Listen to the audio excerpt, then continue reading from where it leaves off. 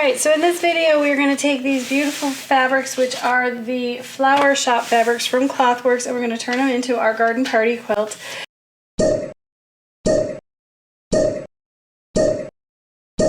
Yay! It finishes at 65 by 65. It's a big cuddly throw quilt, but it's super easy. We're going to use these panel blocks for the focal, and then we're just adding borders all the way out. So let's get started. The first thing we need to do is check our fabrics and put them in the order that they're listed, and at the same time I'll show you what we've got. So the first part is the flower panel that looks like this, and we are going to cut the center for the center of the quilt, and then fussy cut these 4 blocks to be the 4 they're the 4 center points on each side. And I will show you how to cut that in just a moment.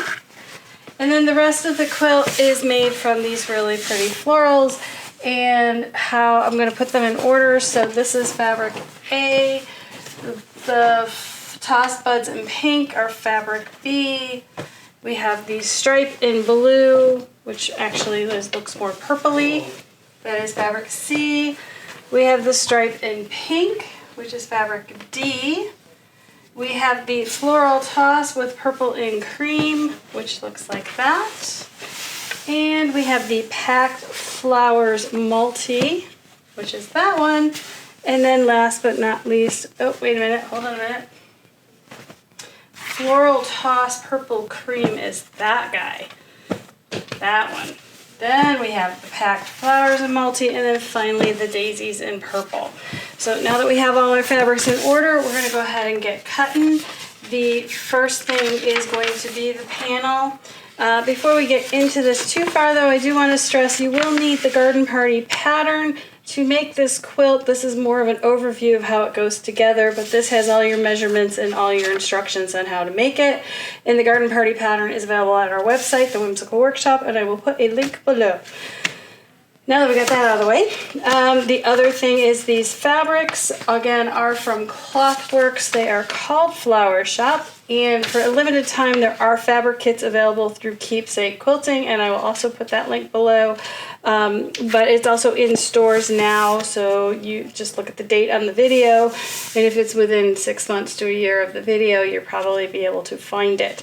So let's get cutting. The first thing we need to do is cut up our panel, and we're going to cut 20.5-inch square on the center and 4 9.5-inch squares for the 4 blocks. And how I like to do this is first I measure the pieces. So this is 19.5, so I am going to be cutting into the green for this. And these guys are almost 9 inches, and we're cutting them 9.5. And the reason I'm doing this is I want to make sure, I'm going to roughly cut these out, and I don't want to cut into any of the fabric I need for the next blocks. So I happen to have a 9.5-inch square ruler here, which is going to make this much easier to cut. If you have a larger ruler, you can put tape on it to tape out the 9.5-inch square so you can see where it should go. And I'm going to center this on my square, making sure it is even. It looks like I have about 3/8 of an inch on all 3 sides from the white edge. You know, they never print these the size you want them to be. So here is how we handle all our panel quilts. We are going to cut this the best we can. And if it would look better, more even, which I think it will, we are actually going to be putting another border on these and then trimming them to size. That is to help us offset if the panel comes in a different size from what we estimated. So this does look like it would look better if I cut a 1/4 inch all the way around. It will be a little bit smaller, but once I put that first border on, I will be able to cut it to the correct size for the quilt. So that is what I'm going to do. And sometimes when working with panels, you just need to make those calls on your own. Make sure it has a cheater border the way ours does. And then you can just kind of do what you need to do to make the panel actually look really, really good versus the actual measurement that we tell you to cut it.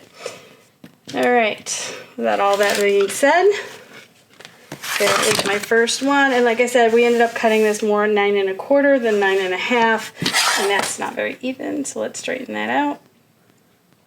But overall, I think it'll make the quilt look nicer with these cut 1/4 inch away from the white. So again, judgment call. So I'm going to go ahead and get those cut out, and then we're going to cut the big guy. All right, now that we have everything cut, we are ready to border our panel blocks. So the first one is this big guy that's just very, very pretty.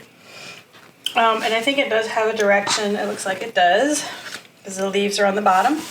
So we're going to go ahead and sew fabric B strips on either side, and then top and bottom. And then I'll come back and show you how we're going to trim it to the appropriate size. We're going to do the same thing with the little squares. These go on the side, these go on top and bottom, and we're going to trim those. So let me get those sewn on, and then I will be back over to show you how to trim it. All right, so here is the big panel with the borders sewn on, and we're ready to trim this guy up. We're going to trim it to 22 1/2. So how I do this is I measure the panel to start with, that with borders, and that's 23 1/2 by 23 1/2. So nice and easy. So we're just going to need to take a 1/2 inch off all 4 sides. Now you're wondering, why did we sew a border on? Now we have to trim it. And I can't say this enough for people. Panels come in different sizes from what we get when we design them. And you need to make sure that we have some slush in case the panel comes in differently. And you'll see that on this one, when I do this one, you'll see over here how there's extra fabric there. It's not because I was off. And it's not because the pattern was wrong. It was because for me to make this panel block with all the green gone, I had to make it a little bit smaller, and I had to cut it a little bit smaller, as you may recall. So when you do get to this point, don't try to force this in. You are going to be bigger because you've cut that smaller than what we initially anticipated. We're going to square it all up. It does not matter. It'll look great. So let's cut this guy first. So we need to take a 1/2 inch off. So what I do is I use the sewn seam line on my panel, and I use the ruler and I measure what we've got, which is 1 3/4. I subtract a 1/2 inch. That gets me to 1 1/4. And I'm going to flip my ruler over because it'll be easier to use it. So we're going to put the 1 1/4 line on my sewn seam and take off that 1/2 inch. I like to do this method versus fighting with the whole panel, because then you know your border is straight. You didn't cut it wonky or crooked, because that will show up in your quilt. So there's the first 1/2 inch.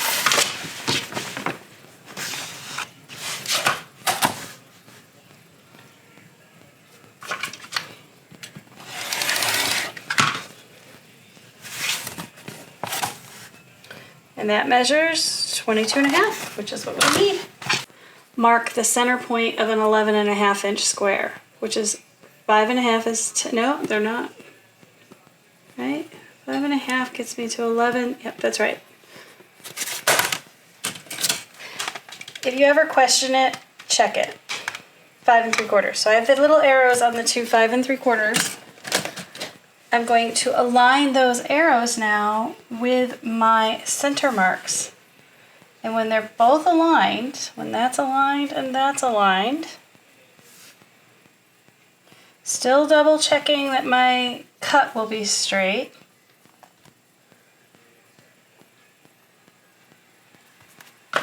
And you're going to cut this. Now you don't have to worry about the border being a weird measurement. Now, once I've got those cut, you just turn this around and align the 11 1/2 and the 11 1/2, and you square it up, okay? So that's a whole nother way to square up your blocks to make sure that the borders are even, because again, this is like it's not even, it's between 1 1/4 and 1 3/8. But that was because I cut these smaller, and I still want this to be 11 1/2. So that's it. I'm going to repeat that on the other ones, and then we'll be ready to do the next step. So we're ready to sew our strip sets together. This is going to become these first 5 borders, and they're going to get sewn in with these blocks to create the borders. I promise it will come clear. I'm going to go ahead and get these strip sets sewn together, and then we'll be back to put the borders together. So the first thing we need to do is sew our top and bottom borders. And I'm going to match my flowers to the cover art. So the top gets the roses. And we're going to sew one of these on each side and make sure the seams are pointing up. So one on that side and one on this side. Okay, so that will be the top border. For the bottom, we're using these roses. And this one, we're going to turn these around and have the seam pointing down. So I'm going to go ahead and sew those. Those are top and bottom. There's one. There's one. We're just going to fold these so we get over the sewing machine. We know what we're doing. Then on the sides, we have these guys on the right side. We want the seams to be pressed in. So like that.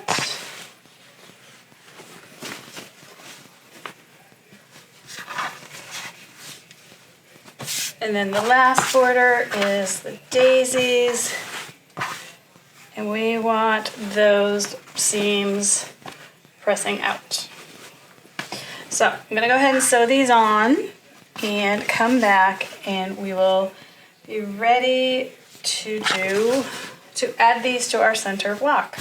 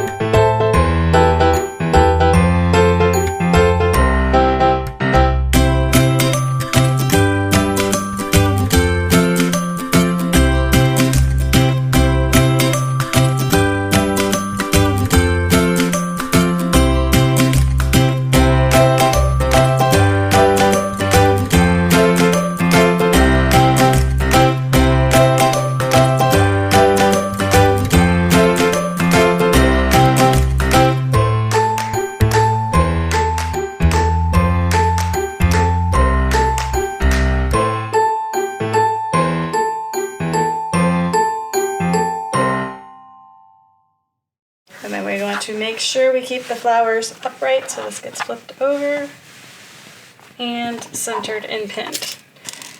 So we're going to pin this guy on, pin the bottom one on, sew them. Still don't press, and then we're going to come back and I'm going to show you how easy it is to miter these borders. And again, we're going to flip this over with the center block on top. Start and stop a 1/4 inch away, which should coincide with where you started and stopped when you sewed the side borders on. And then we will have all 4 borders on. Okay, so we have our 2 corners, and what we need to do is we need to align this piece and this piece together. To do that, we are actually going to start with the center block. We're going to fold it on the diagonal 45 degrees. wrong sides together. We're going to flip this down. And that one down. So basically this is the border on that center block, and we're bringing the top to the adjacent side and folding it on the 45. So it looks like this. And both of these borders, the side and the top border, are folded down towards the center block. But if you just take that inner border, take the top and bring it to the side, make it nice and neat, these side borders will line up. The borders will line up. All right, once I have that folded exactly the way I want it, put a pin in just to hold that in place. And now I've got these two pieces that I'm aligning. And remember, I was trying to press it so that the seams nested. And it does feel like they did nest, which is going to be great. It will help with that miter.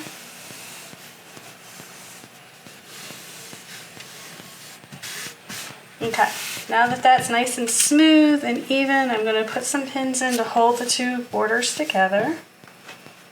And I'm going to mark my miter line. So you need a ruler that has a 45-degree line on it, which I have right here. And you align the 45-degree line with the bottom of your borders. And you align the edge of the ruler with where the two seams meet, which is a 1/4 inch away from the ends. Okay, there we go. So next thing you need to do is draw your sewing line. And I recommend using a Frixion pen, which is iron off, or a fabric pencil. Don't use a permanent pen here because this is your sewing line. So if you use a really dark pen, it can bleed.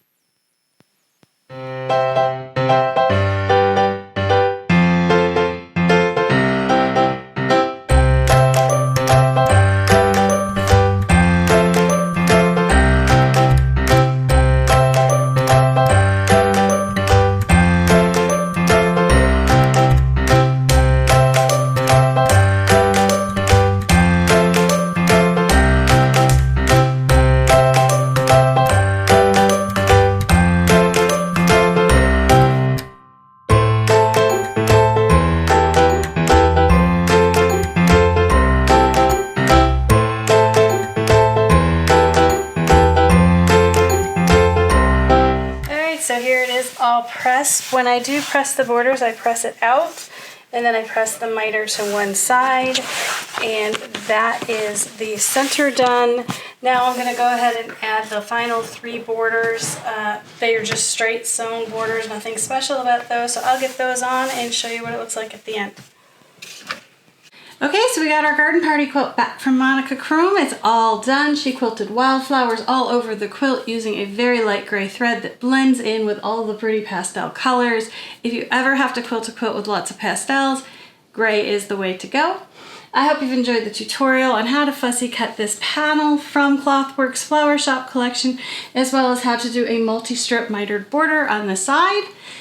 We will link below the pattern Garden Party, which is available on our website, thewhimsicalworkshop.com. So leave me a comment below. Let me know what you thought of this tutorial. Let me know if there's other projects you'd like to see me do videos for in the future.